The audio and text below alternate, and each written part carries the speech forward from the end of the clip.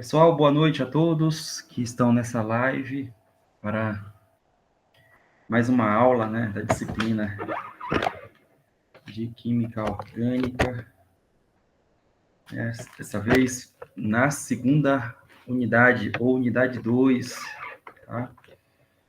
Então, vamos lá, pessoal? Na semana passada nós fizemos aí uma live, mas foi para dúvidas, Então, essa semana já iniciamos a unidade 2, desde o dia 30, e vamos até o dia 13 de junho, tá bom? Na primeira unidade, tratamos das reações dos hidrocarbonetos, reações dos compostos dos hidrocarbonetos alifáticos e aromáticos. Nessa unidade 2, está previsto para nós vermos as reações dos álcoois, tá? E também dos compostos carbonilados, tá certo? Hoje eu vou tratar com vocês especificamente das reações dos compostos carbonilados, tá? Não vai dar para tratar todas as reações previstas nessa unidade na live de hoje, tá? Eu até penso na possibilidade de nós estarmos agendando uma outra live para a próxima segunda-feira, tá? Onde a gente vai tratar das reações dos álcoois e também parte das reações de compostos carbonilados que vai ficar faltando, porque os tópicos dessa unidade, inclusive só dos compostos carbonilados, é muito extenso, tá? E aí, se nós ficarmos...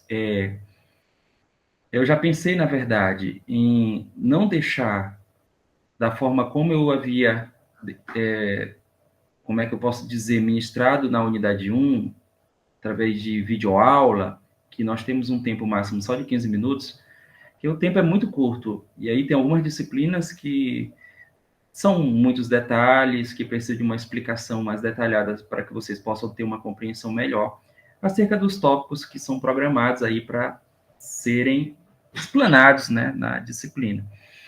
Então, assim, aí eu pensei em nós estarmos realizando live nessa disciplina, tá? Como forma de poder ter um tempo maior também com vocês, poder estar tirando dúvidas, e assim, como eu já falei, explicar melhor, porque essa disciplina de química orgânica, principalmente essa química orgânica agora que vocês tiveram a 1, que é a básica, agora a 2, são muitos mecanismos, São muitos detalhes.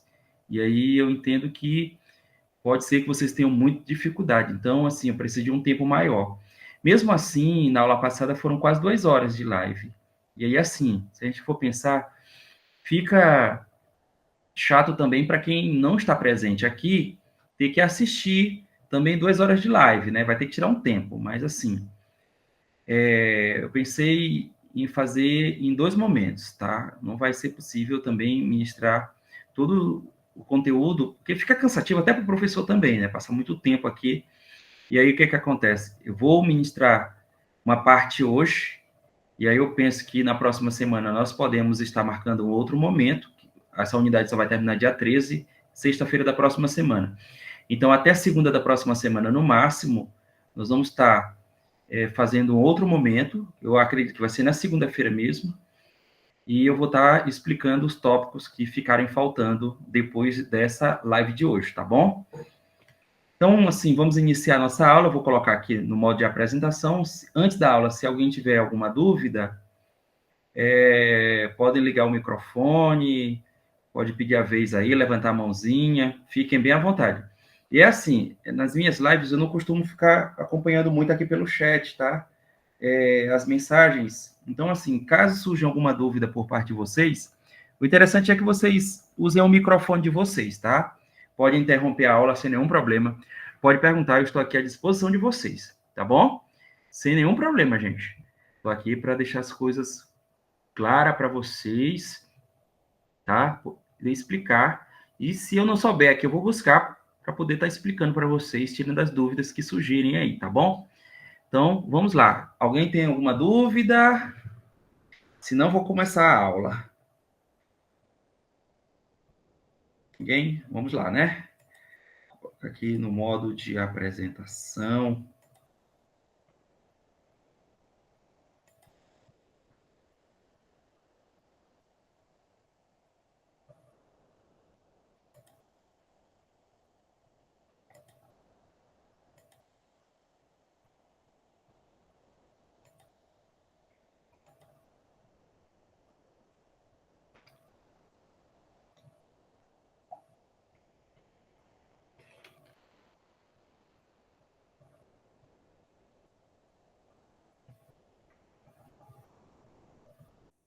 Que é reação de compostos carbonilados.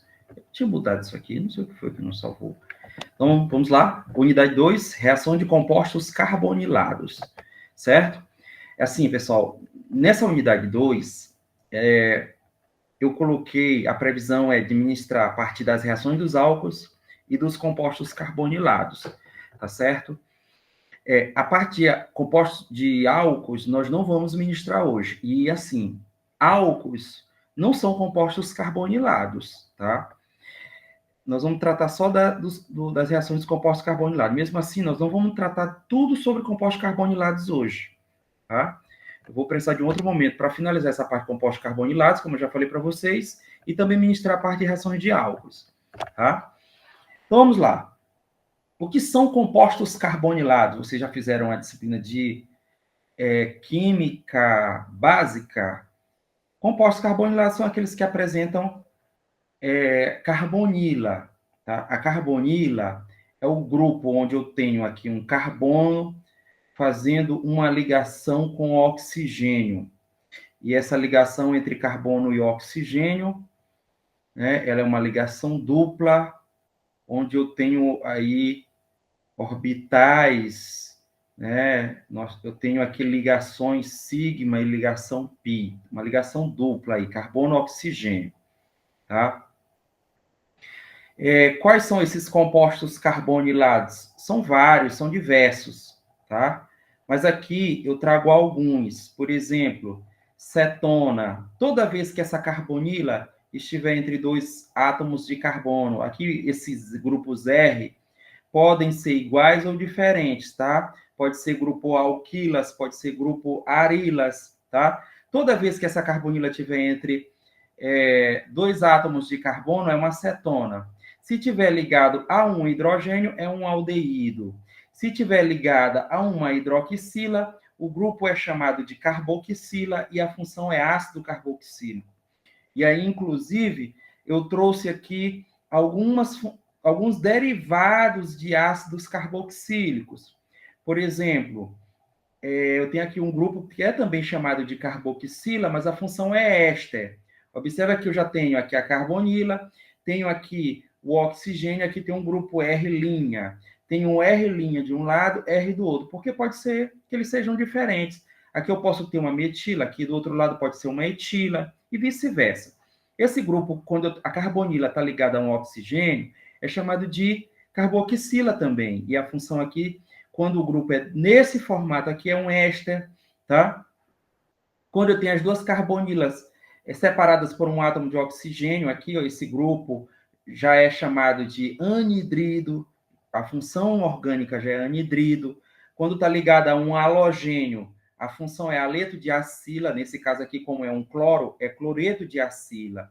Quando está ligado aqui no caso, está substituindo o hidrogênio da amônia, aí a função já é amida, tá? São algumas funções que são derivadas de ácidos carboxílicos, porque elas podem ser obtidas a partir de um ácido carboxílico, tá bom?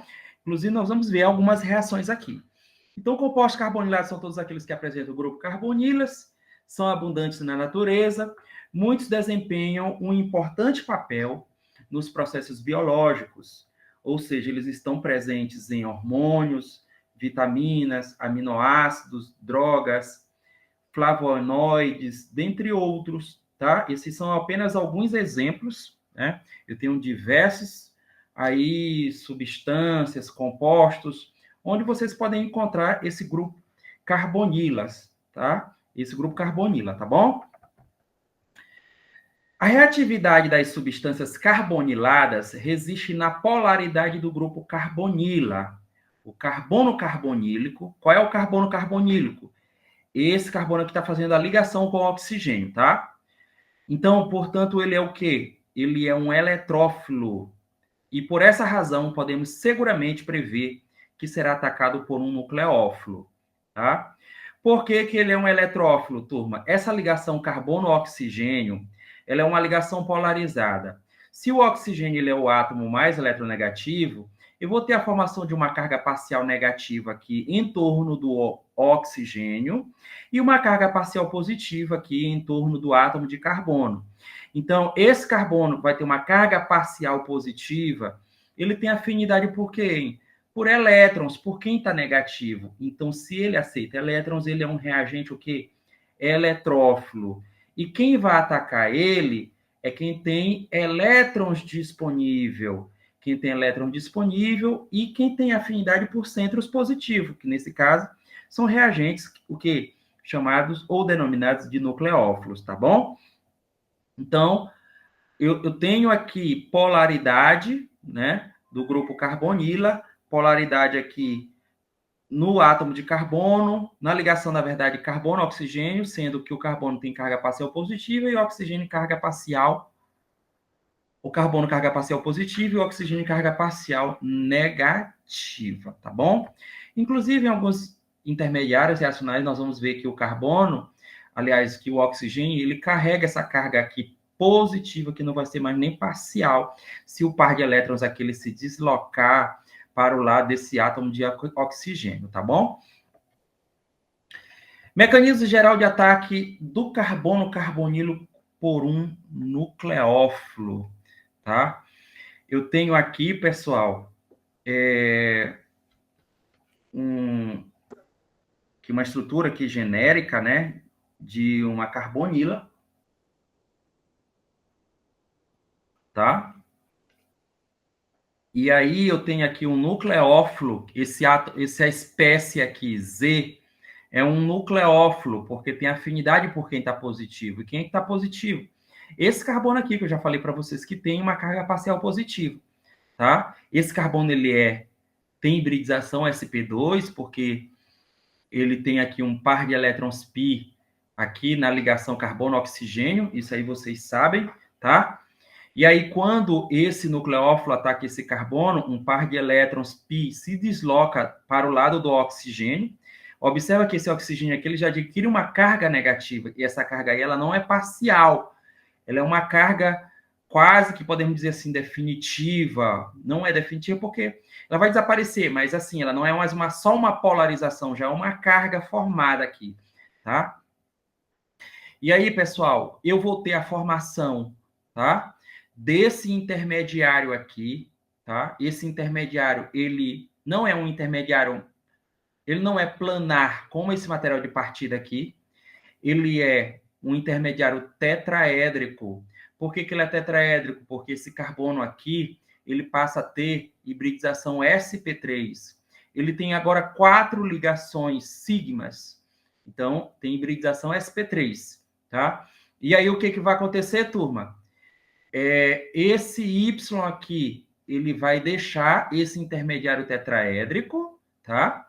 E vai ser estabelecida uma ligação dupla carbono-oxigênio, como vocês estão observando aqui.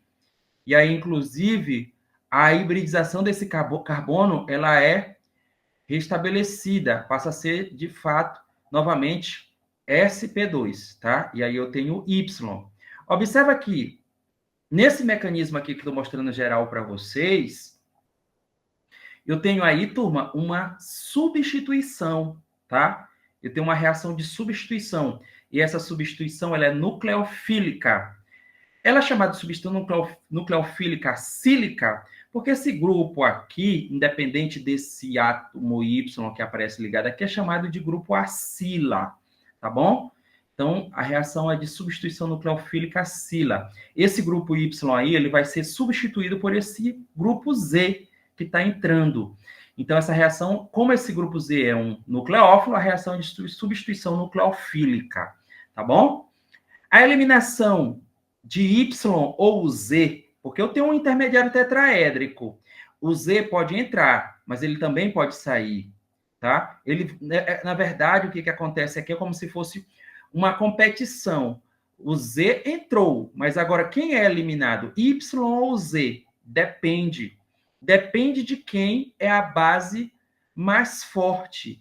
Quem for a base mais forte, permanece. Então, Z aqui, esse nucleófilo, ele tem que ser uma base mais forte que Y. Porque quem base mais forte compartilha muito bem os seus elétrons. Quem é base fraca não compartilha bem. Então, vai ser um bom grupo de saída. Se Y é uma base mais fraca do que Z, Y vai ser eliminado e Z vai se manter lá. Ele tomou o lugar de Y. Agora, se Z atacou esse nucleófilo e Z é uma base mais fraca, o Y ele vai permanecer, tá bom? E o Z vai ser eliminado. E aí, nesse caso, a reação ela não acontece, tá bom? Então, a eliminação de Y ou Z depende das basicidades relativas. A base mais fraca é preferencialmente eliminada, como eu falei para vocês. A reatividade dos ácidos carboxílicos e derivados depende do substituinte ligado ao grupo acila.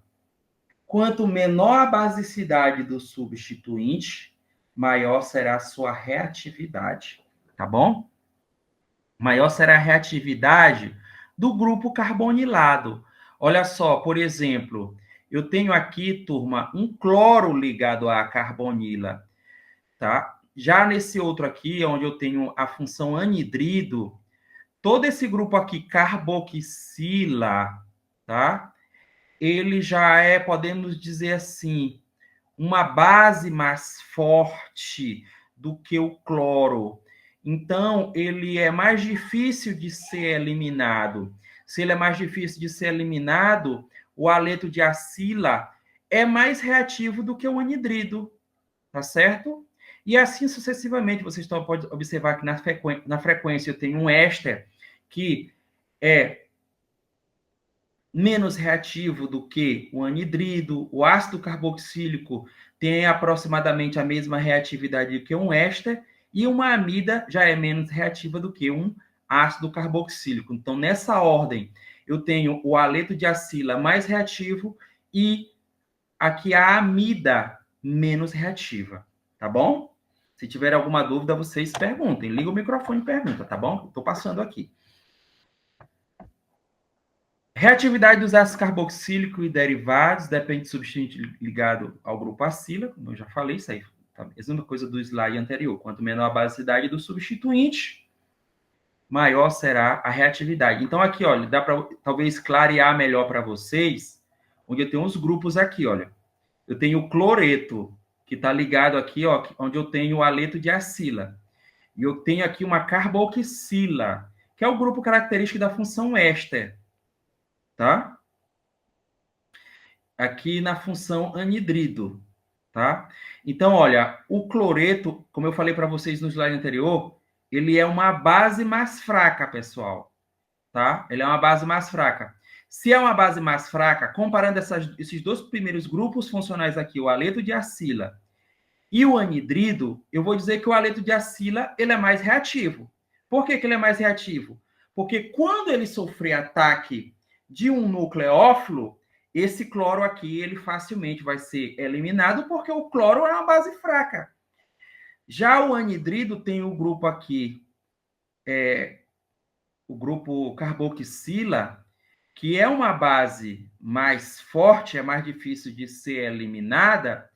Então, quando ele sofrer, talvez, um ataque de um nucleófilo, se esse nucleófilo for uma base mais fraca, você está entendendo? Esse grupo carboxila ele não será eliminado. Você está entendendo? Então, fazendo essas comparações aqui, eu chego à conclusão de que esse haleto de acila ele é mais reativo do que o anidrido, que é mais reativo do que um éster. O éster já tem a mesma reatividade que um ácido carboxílico. E o ácido carboxílico tem maior reatividade do que uma amida. Isso depende de quem? Dos grupos que estão ligados, tá? Aqui eu tenho um cloro, aqui eu tenho um grupo carboxila, Aqui eu tenho um alcóxido, é só oxigênio R. Aqui eu tenho uma hidroxila. Aqui eu tenho uma amina, um NH2 aqui, tá bom? Então, quanto mais fraca for a base, mais reativo é o composto carbonílico. Quanto mais forte for a base, que base é essa, professor? O grupo de saída.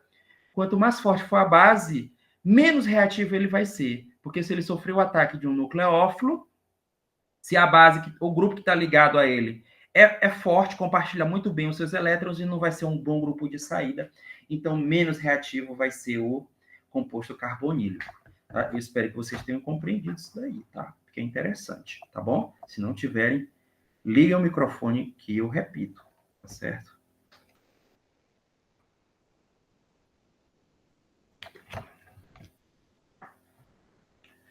Certo? O nucleófilo que forma um intermediário tetraédrico deve ser uma base mais forte do que a base que estava ligada ao grupo acila. Isso significa que um derivado de ácido carboxílico pode ser convertido em um derivado menos reativo, mas não em um mais reativo. Aqui é em um derivado menos reativo, mas não em um mais reativo, tá, pessoal? Olha, por exemplo, eu tenho aqui o aleto de acila. E aqui eu tenho um íon carboxilato, que é um nucleófilo. Essa base aqui, pessoal, que é o cloro, que está ligado a esse carbono carbonílico, é uma base mais fraca do que o íon carboxilato, tá? Esse carboxilato aqui é o nucleófilo. Quando ele ataca esse aleto de alquila, esse carbono aqui, vai formar um anidrido como produto da reação. E o cloreto aqui é eliminado, tá negativo, porque o cloro leva todos os elétrons da ligação aqui, cloro-carbono. Esse composto aqui, anidrido, ele é menos reativo do que o aleto de acila.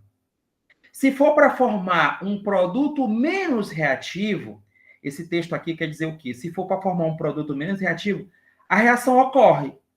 Agora, se for para formar um produto mais reativo, a reação não ocorre. Entenderam? Voltando ao slide anterior. Olha aqui, ó. Eu tenho um aleto de acila. É mais reativo do que um anidrido. Tá? Então, o aleto de acila ele é menos reativo, o anidrido é mais reativo. Observa aqui, eu tenho um aleto de acila como reagente. Formou um produto que é um anidrido. O anidrido, tá? O aleto de acila ele é mais reativo, o anidrido é menos reativo. Se for para formar um produto menos reativo, a reação acontece. Se for para formar um mais reativo, imagina agora o contrário. Eu tenho aqui, vamos supor, a reação inversa. Anidrido reagindo com cloreto. Isso aqui não ocorre. Porque todo esse grupo aqui que está circulado aqui, pessoal, olha, por esse quadradinho aqui, ó, tracejado aqui, essa parte aqui que está circulada é uma base mais forte do que o cloreto, tá? Então, imagina, o cloreto é o nucleófilo. Ataca esse carbono aqui. Quando formar um intermediário, quem é que vai ser eliminado? O cloreto. Então, a reação não ocorre. Porque eu vou voltar para o reagente. Por que, que o cloreto vai ser eliminado? Porque o cloreto é a base mais fraca. Tá? Lembra que eu falei para vocês, forma um intermediário tetraédrico. Quem vai ser eliminado vai depender da basicidade relativa. Tá? Então, esse grupo aqui, carboxila, que está ligado a essa carbonila, não é eliminada porque ela é uma base mais forte, compartilha muito bem os seus elétrons.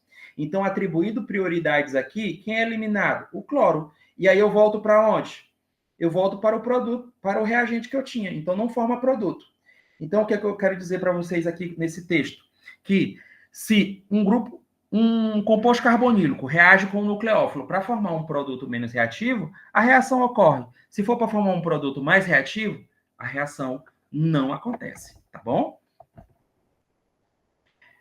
Nós vamos falar agora das reações dos aletos de acila, tá? o que é um aleto de acila? Já falei para vocês, ó, aleto de acila, toda vez que eu tenho um cloro ligado a uma carbonila, que é um aleto de acila. Se aqui, olha, esse grupo R for, por exemplo, um CH3, tá? Esse aleto de acila aqui é um cloreto de etanoíla, tá? Então, olha, os aletos de acila reagem com íons carboxílicos ou carboxilato, por exemplo, esse daqui, olha, é um carboxilato, tá? Para formar anidridos ou com álcools para formar ésteres. Nessa primeira reação aqui, vocês estão vendo um carboxilato reagindo com aleto de acila, formando um anidrido, tá? Produto de uma reação de substituição nucleofílica, tá? Então, aleto de acila sofre reação de substituição nucleofílica, tá? Eliminou o cloreto. Aqui eu tenho um aleto de um cloreto de benzoíla reagindo com um álcool. E aí eu vou obter o que? Um éster. É o benzoato de metila mais HCl. Aqui está H+, mas Cl-, mas eles interagem formando HCl, tá? Aqui eu já tenho um cloreto de propionila, tá? Que é um aleto de acila, também reagindo com um fenol. E está me dando aqui um éster, que é o propionato de fenila. Bom? Certo? Reage com álcool para formar éster ou com fenol, tá? Para formar um éster também. Bom? Eles reagem também, aleto de acila reage com água para formar ácidos carboxílicos. Também reagem com aminas para formar amidas. Tá bom? Eu tenho aqui, ó, cloreto de butirila, ou pode ser cloreto de butanoíla, tá? Reagindo com água, vai formar um ácido carboxílico, que é o ácido butírico, mais aqui o HCl, tá? E aqui eu tenho... Aqui é uma amina, pessoal, tá? Aqui no lugar dessa água é uma amina, tá?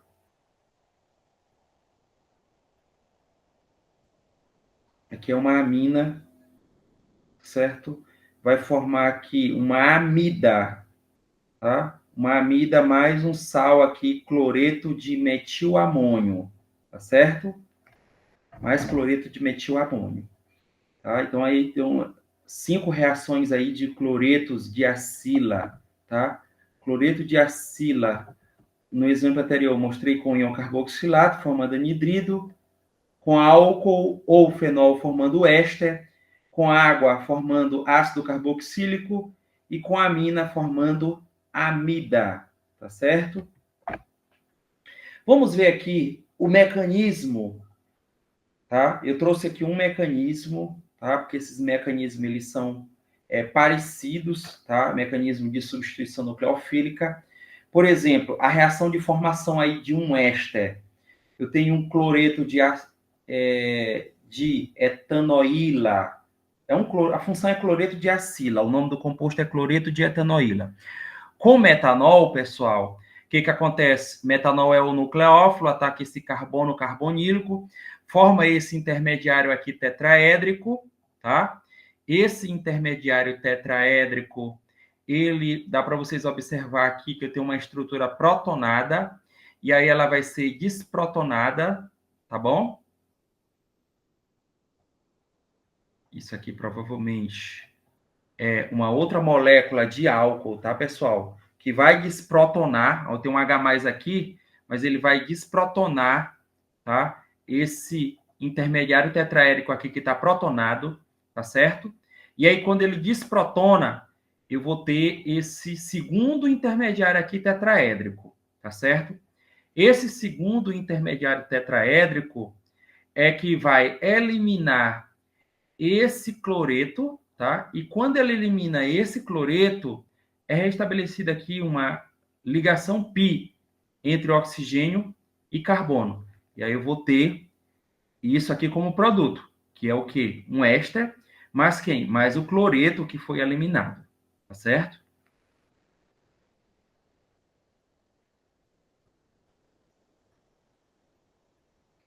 Então, vimos aí as reações dos aletos de acila, que são compostos carbonilados, tá? Sofrem reação de substituição nucleofílica, tá certo?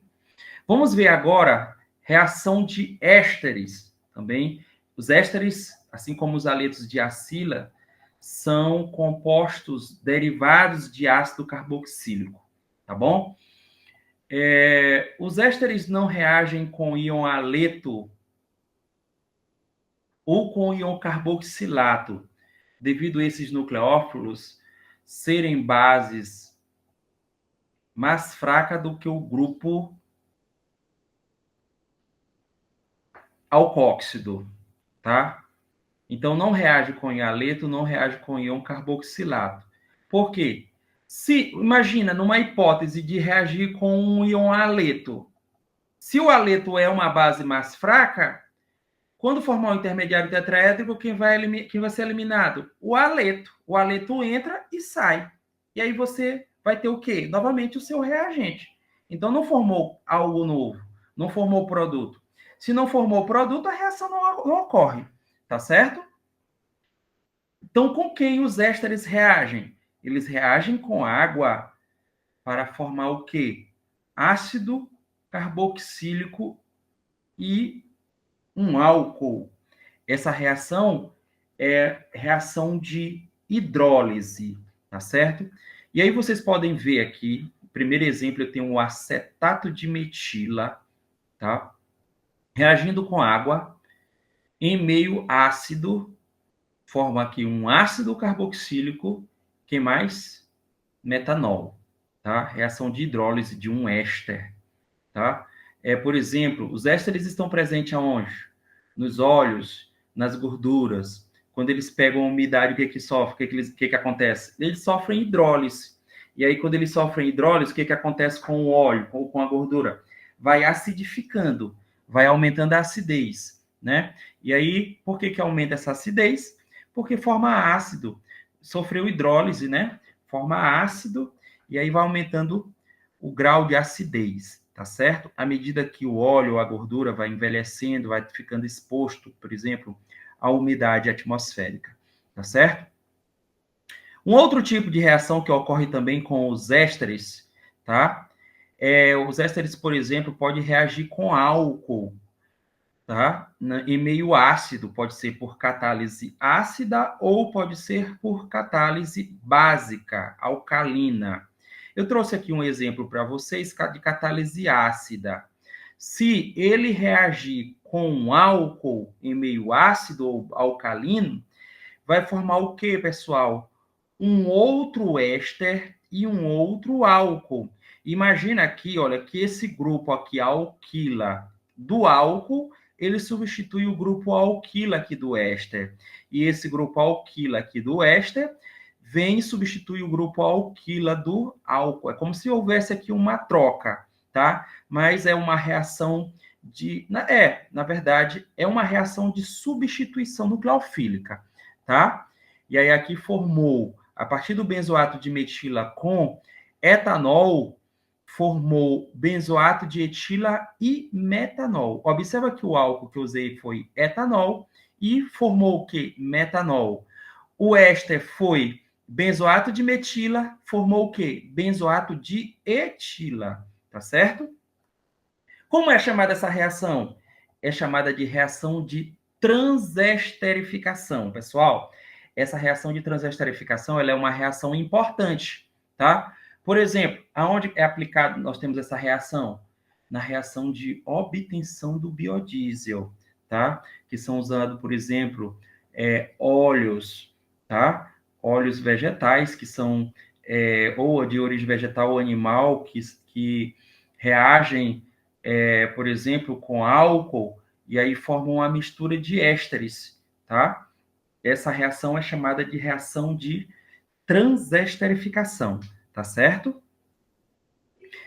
Quando eu tenho um óleo, no caso, eu tenho um triéster. esse triéster reage com álcool, e aí, no caso, vai formar uma mistura, por exemplo, de monoésteres, e aí, o que eu vou ter como produto aqui, no lugar desse metanol que vocês estão observando, é a glicerina. A glicerina é um coproduto da reação de transesterificação no caso da produção de biodiesel, tá? Por que eu obtenho glicerina? Porque o material de partida aqui, por exemplo, se for óleo de mamona, óleo de soja, é um triéster, tá? Então, essa estrutura aqui do triéster, ela é eliminada na forma de álcool, e aí forma a glicerina, que é o propanotriol, que é o produto, aliás, o coproduto da reação de transesterificação. E a mistura de monoésteres, que no caso, eu tenho um triéster. A mistura de monoésteres é o biodiesel propriamente dito, que aí vai passar por todo o processo de purificação, tá? Até ele ter todos os parâmetros físico-químicos que atendam à legislação vigente, que no caso é da ANP, Agência Nacional de Petróleo, Biocombustíveis e Gás Natural, tá bom? Mecanismo da hidrólise de um éster. Então, eu trouxe aqui um mecanismo da hidrólise de um éster, catalisada por um ácido. Nós vimos no slide anterior a hidrólise e vimos também a transesterificação, tá? E aqui eu trago um dos mecanismos do slide anterior, que no caso é o da hidrólise, tá? Então aqui, olha, por exemplo, eu tenho um ácido, pessoal, e aí esse oxigênio aqui, ó, essa carbonila, ela é protonada, né? Tem aqui uma ligação agora oxigênio e hidrogênio, tá? Esse par de elétron aqui foi cedido para um próton de um ácido. Eu tenho aqui esse oxigênio protonado. E aí o que acontece? Aí eu tenho aqui esse carbono aqui agora mais suscetível ao ataque de um nucleófilo, que no caso aqui é a água. E aí, quando ela ataca, forma esse intermediário tetraédrico aqui, 1. Esse intermediário tetraédrico, vocês observam que ele está protonado. Agora, a base, né? Olha, no início eu tinha um ácido. E aí, como liberou um próton, você sabe que forma uma base quando libera um próton. Por exemplo, se eu tenho HCl, libera um H+. O Cl- é uma base, né? É uma base de bronsta de Lowry, não é isso? E aí o que acontece? Agora ela vai desprotonar esse intermediário 1, tá? Quando ela desprotona esse intermediário 1, tá, pessoal? Forma esse intermediário 2 aqui, olha. E esse intermediário 2, o que vai acontecer? Ele vai ser protonado aqui, olha, esse oxigênio aqui, desse grupo alcox aqui, ele vai ser protonado, formando esse intermediário tetraédrico aqui 3, tá? E aí, quando eu tenho esse intermediário tetraédrico 3 aqui, pessoal, esse grupo aqui, alcox, agora que está protonado, é uma base mais fraca do que essa hidroxila. Então, aí ela vai ser o quê? Vai ser eliminado, não é isso? Vai ser eliminado aqui um álcool, que aí, no caso, eu vou ter o quê? Metanol, tá? E aí, quando ele é eliminado, ao passo que ele é eliminado, um par de elétrons aqui, olha, da ligação carbono-oxigênio de uma dessas duas hidroxilas é estabelecida aqui uma ligação π com carbono, tá? Estabelecida uma ligação π. Aí eu ainda tenho aqui um grupo, é um intermediário, onde o oxigênio aqui está protonado. Aí o que acontece? A base vem e desprotona. Quando a base vem e desprotona, eu vou ter aqui o ácido, né, que eu tinha utilizado aqui como catalisador. E aí eu vou ter aqui o quê? Um ácido carboxílico, tá? Então, observem aí que a partir de um éster, que nesse caso aqui é o etanoato de metila, eu obtive um ácido carboxílico aqui, que é o ácido acético. O mecanismo da reação de transesterificação é idêntico ao mecanismo de hidrólise. Então, eu coloquei só um mecanismo aqui, só o de hidrólise, porque é o mesmo raciocínio que acontece, tá, na transesterificação, tá? É óbvio que o reagente aqui, no lugar da água, na transesterificação, é um álcool, mas quem vai atacar aqui esse carbono carbonílico, pessoal, é o oxigênio do álcool, tá? Então, é só substituir aqui, no caso, um dos hidrogênios aqui da água pelo grupo alquila lá. No caso, se for etanol, seria um etila, né? E aí o mecanismo é o mesmo. Os grupos de saída do intermediário tetraédrico têm a mesma basicidade, tá? Os grupos no intermediário tetraédrico, no caso aqui, se nós formos aqui comparar esse grupo aqui alcoóxico com esse grupo aqui hidroxila, tá? Tem a mesma basicidade. Mas, professor, quem é que vai ser eliminado? Você precisa, nessa reação, utilizar excesso de álcool, tá? Para que você tenha um bom rendimento do produto aqui, para que você tenha boa quantidade aqui de produto em termos de ácido carboxílico, tá certo? Isso é a recomendação.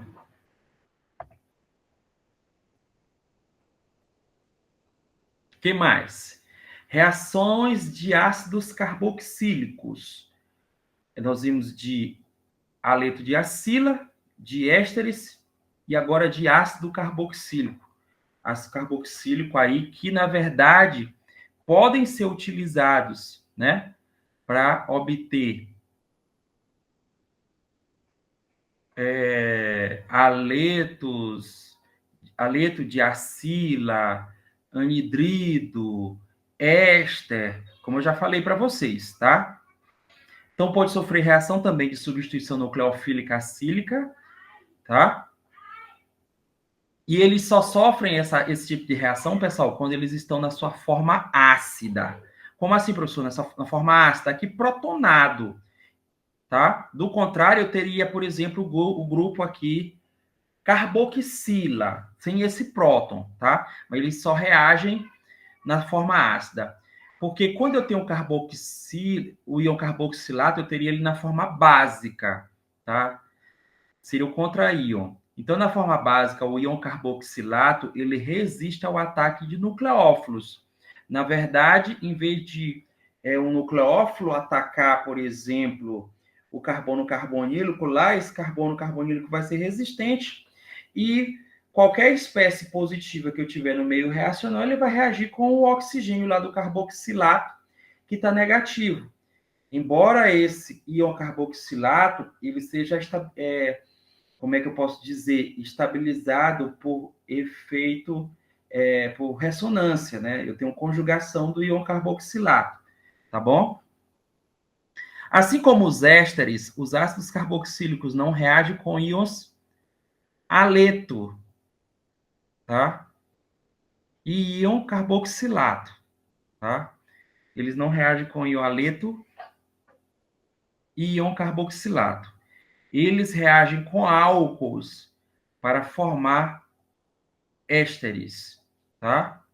Essa reação, por que eles não reagem com álcools para formar? Por que eles não reagem com íon haleto e não reagem com íon carboxilato, pessoal?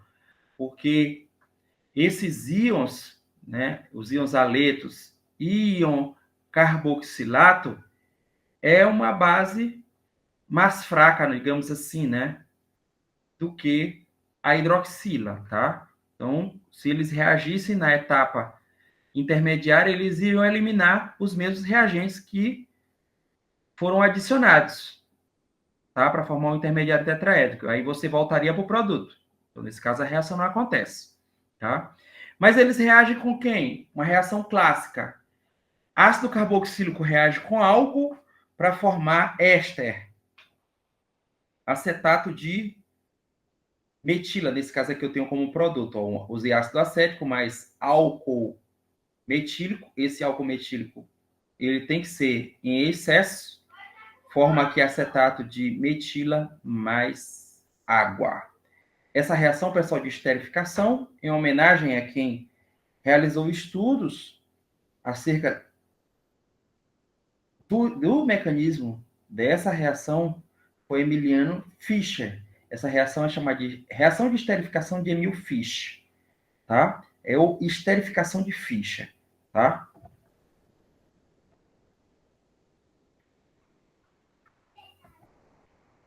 Tá? O mecanismo dessa reação, ele é praticamente o mesmo mecanismo lá.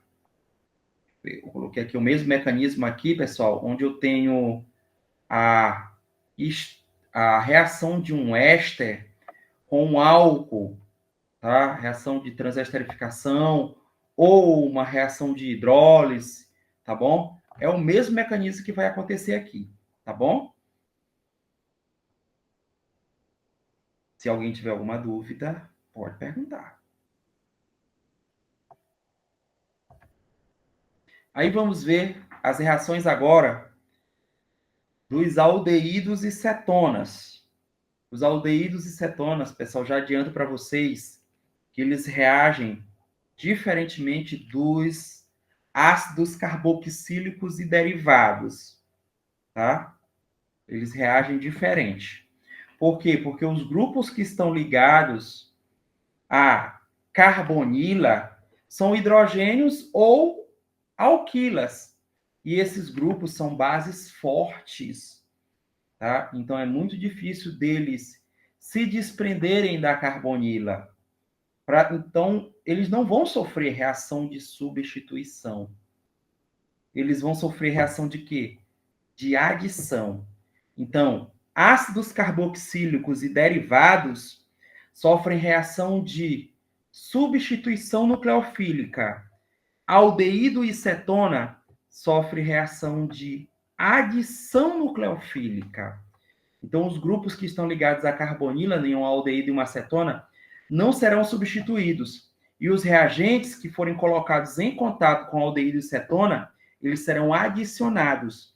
Então, aldeídos e cetonas sofrem reação de adição nucleofílica, enquanto ácidos carboxílicos e derivados, como nós vimos, aletos de acila, ésteres e ácidos carboxílicos, sofrem reação de substituição nucleofílica, tá bom?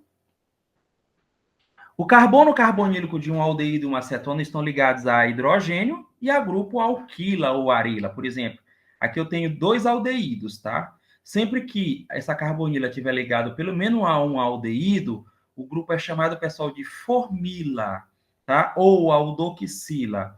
Então, todos os dois aqui são aldeídos, tá? Embora esse primeiro aqui eu tenha dois hidrogênios, que é o formol, e esse segundo aqui, eu tenho o aldeído acético ou acetaldeído, onde eu tenho um hidrogênio e um grupo alquila, uma metila ligada do outro lado, tá?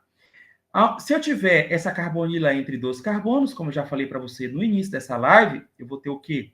Uma cetona, tá? Pode ser que no lugar dessa alquila aqui, ó, tanto desse aldeído como dessa cetona aqui, eu tenho um grupo alquila, por exemplo, se eu tiver aí um aromático, o benzeno, por exemplo, um fenila aí ligado, vai ser, tá, um grupo arila, tá certo? Se for dos dois lados, é uma cetona. Se só de um lado, é um aldeído. Neste caso, eles não possuem grupo que podem ser substituídos por outro, como eu falei para vocês. Deviam os íons hidretos e carbânios serem muito básicos, ou seja, serem bases fortes.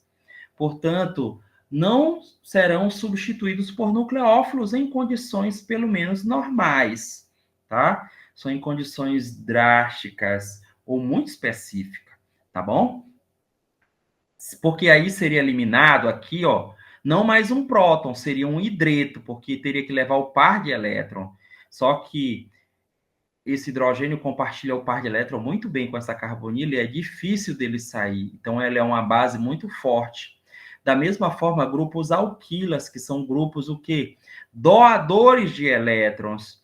Então, são bases fortes e são grupos que são difíceis de se desprenderem da carbonila.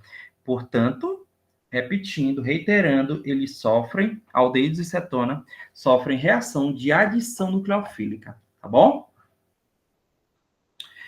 Vamos falar de reatividade. Vimos que o grupo carbonila é polar. Isso nós vimos lá no início dessa live, né? devido à participação do oxigênio, que é mais eletronegativo na ligação carbono-oxigênio. Aqui, ó.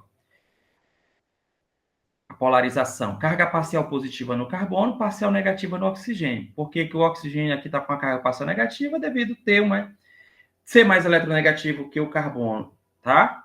E a definição de eletronegatividade vocês sabem, porque vocês viram química geral, vocês viram inorgânica, e sabem que essa definição é o quê? É o poder que um átomo tem de atrair para mais próximo de si o par de elétron de uma ligação, né? Isso é definição de eletronegatividade. E o cloro, aliás, o cloro não, desculpa, o oxigênio, por ele ser mais eletronegativo, ele polariza essa ligação aí, tá bom? Devido à carga parcial positiva, se concentrar no átomo, não é átomo, é átomo de carbono, favorece o ataque de nucleófilo. O carbono está parcialmente positivo, vai favorecer o ataque de nucleófilos. O átomo de carbono de um aldeído apresenta maior carga positiva comparada a um átomo de carbono de uma cetona.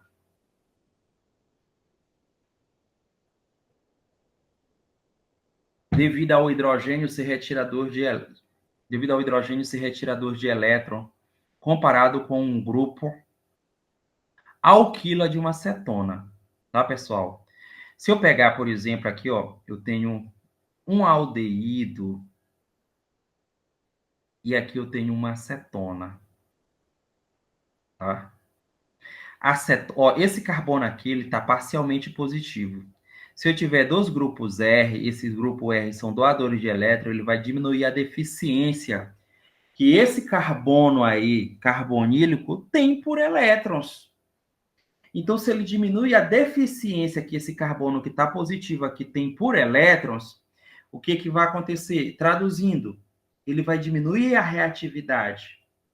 Aonde é que eu tenho grupos alquilas? Em um aldeído que não seja o formaldeído, por exemplo, o acetaldeído já tem um grupo carbonila, então ele já é carbonilo não, já tem um grupo alquila aqui, ó. Então ele já é menos reativo do que o formaldeído. Mas o acetaldeído, ele ainda é um acetaldeído ou qualquer outro aldeído que tem um grupo alquila, ou todos eles são mais reativos do que a acetona. Porque na acetona eu tenho grupos alquilas, que são grupos doadores de elétrons por efeito indutivo ou hiperconjugativo, e assim diminui a deficiência do carbono carbonílico tem por elétrons, tá? Um aldeído, portanto, é menos estável, tá? Ou seja, ele é mais instável que uma cetona, o que torna mais reativo perante a nucleófilos. Então, gravem aí, aldeído é mais reativo, tá?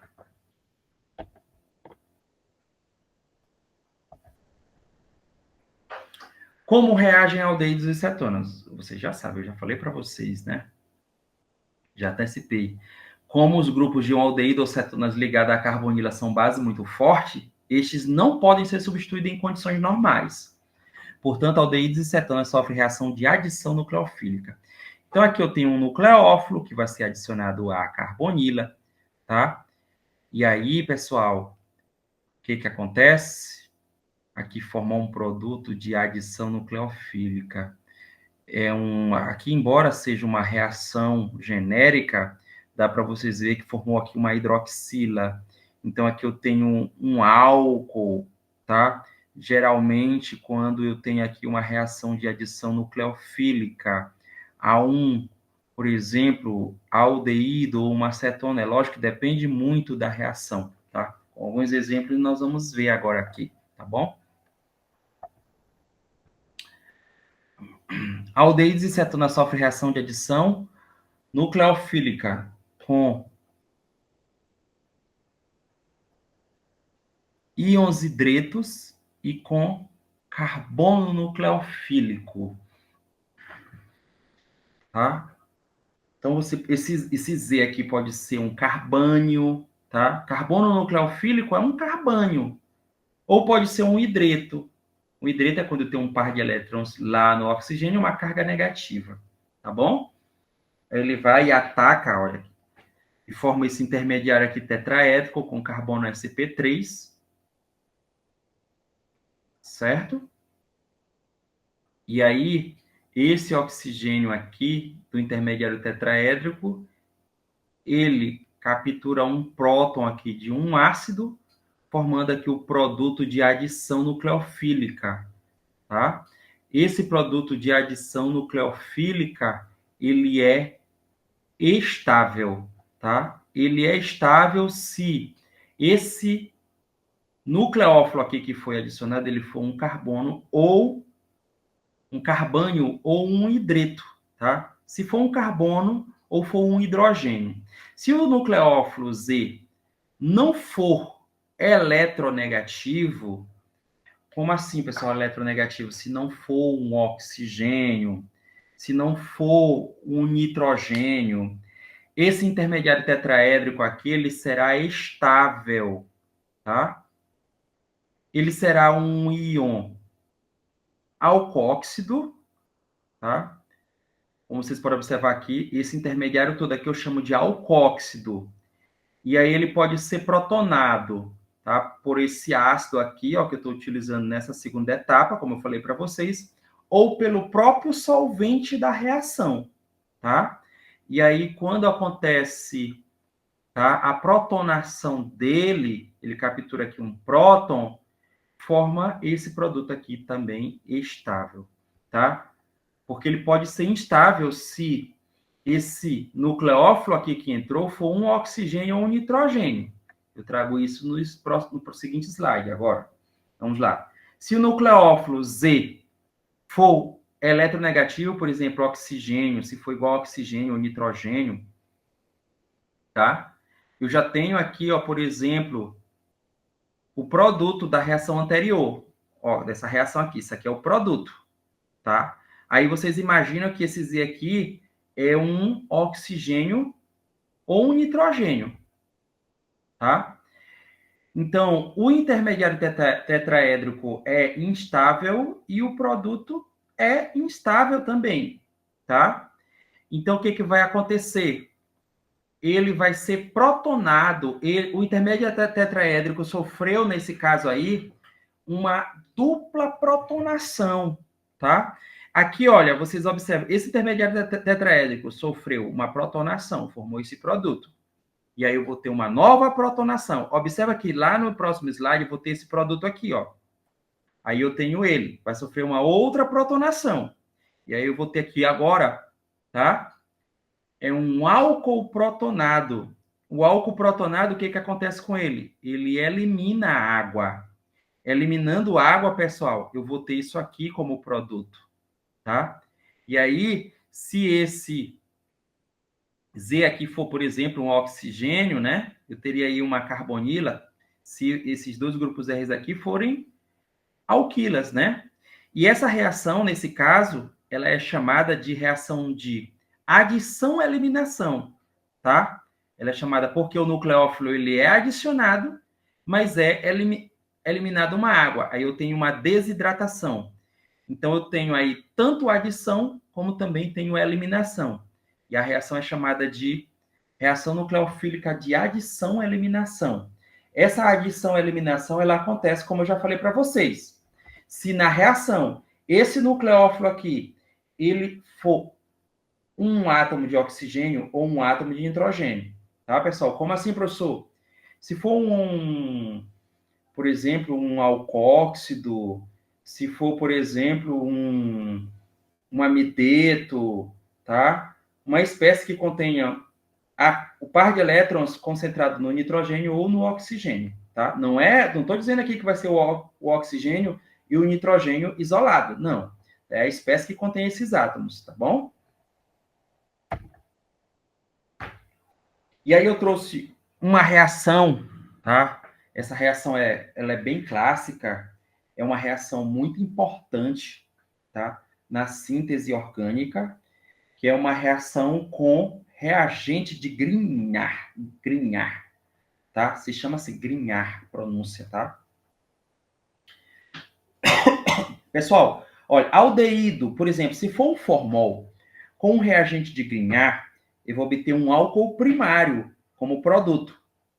Se for um aldeído diferente do formol, por exemplo, se for acetaldeído com reagente de Grignard, eu vou obter um álcool secundário, tá bom?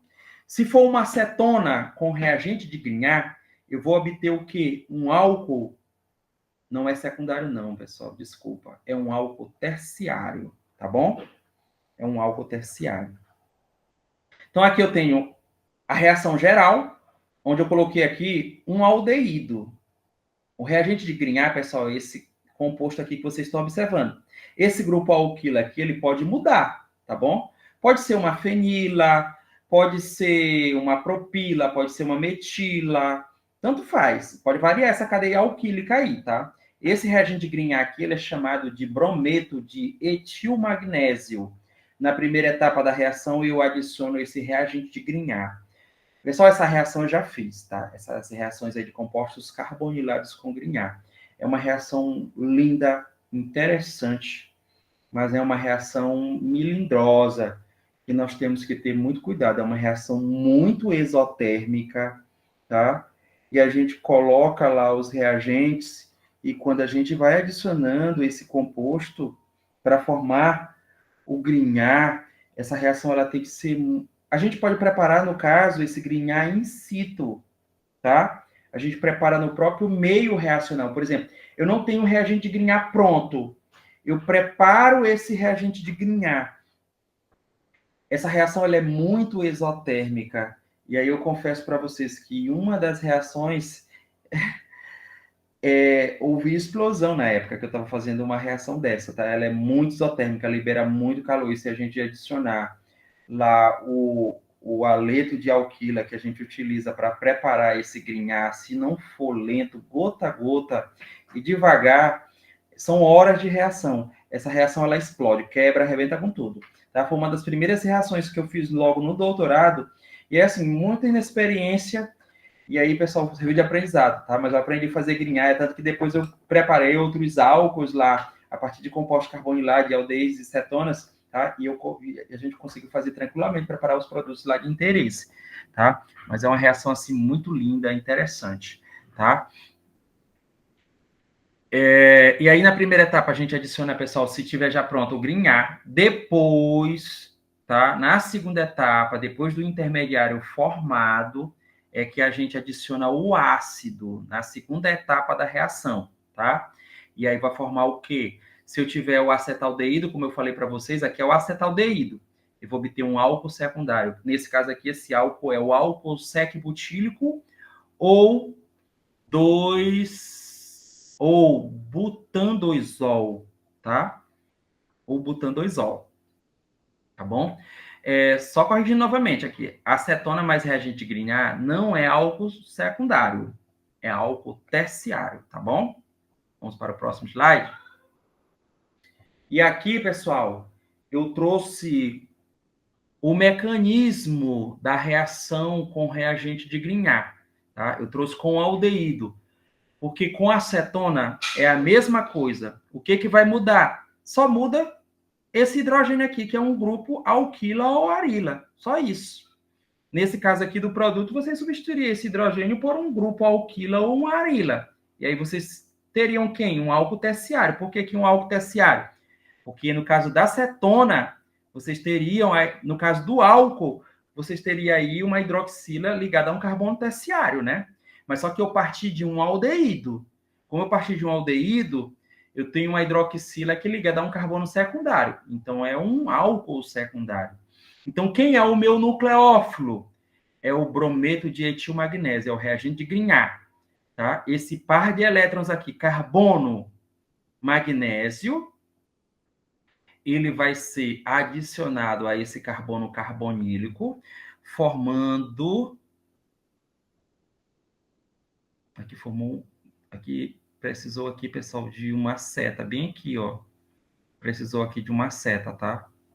Isso aqui, ó, é um intermediário tetraédrico, tá, pessoal?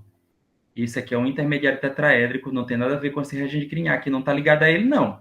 Isso aqui é o intermediário da reação, tá? Faltou uma seta aqui, tá bom? E aí, o que vai acontecer, pessoal? O que vai acontecer é que Vai ser eliminado aqui, olha, esse magnésio e esse bromo aqui, e esse oxigênio, ele vai ser protonado. Quando ele é protonado, a formação desse álcool secundário, tá? Esse álcool secundário aqui é o sec-butanol, tá? Eu tenho o grupo aqui metila, que é do aldeído, e o grupo etila aqui, que foi a parte que foi adicionada, que é do reagente de Grignard, tá? Então aqui eu tenho um mecanismo da reação de adição nucleofílica de reagente de Grignard a aldeído, tá bom? O mecanismo da cetona é o mesmo, tá bom? E aí, pessoal, a nossa aula, a nossa live hoje, ela já vai se encerrar por aqui, tá bom? Já estamos aí com aproximadamente 1 hora de live. Na próxima segunda-feira, provavelmente será nesse dia, tá? Eu vou estar realizando outra live para que eu possa mostrar outras reações para vocês de compostos carbonílicos, tá bom? Outras reações interessantes, reações de condensação aldólica, tá? Outras reações aí, digamos assim, de acoplamento.